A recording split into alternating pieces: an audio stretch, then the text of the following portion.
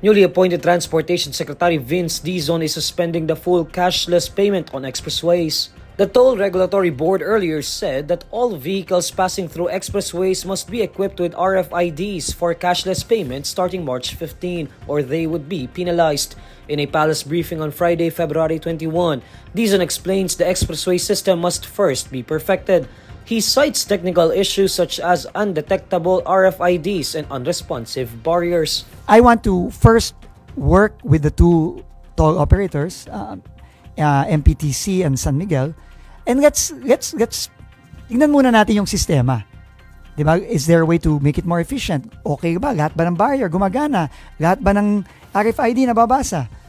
'Di ba? Kasi kung may problema pa tayong gano'n at hindi pa halos perpekto yung sistema natin, baka hindi pa panahon para bigla-biglaan tayong mag-cashless. The DOTR chief also said he sees making cashless method mandatory as anti-poor, especially for struggling Filipinos who have no time to top up their RFIDs. Having a cashless system is not pro-poor, it is anti-poor. Paano yung mga kababayan natin na sagad-sagad ang budget? The need to regulate should not result in making the lives of people difficult. Dapat gumiginhawa ang buhay ng tao, hindi pinapahirapan. Di ba?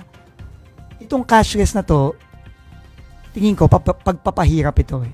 Kaya hindi ako naniniwala dyan. Siguro, pagdating ng panahon na perfect na yung system, and then, pero right now, I don't believe in it. So I asked them to stop it. The Toll Regulatory Board started conducting a dry run for the contactless toll collection back in September 2023. The DOTR previously issued an order in 2020 requiring cashless or contactless transactions via RFID stickers as it sought to mitigate the transmission of COVID-19. Due to complaints arising from glitches in the electronic toll collection system, the department issued an addendum permitting vehicles with no RFID stickers to use the tollways and requiring cash lanes in all toll plazas.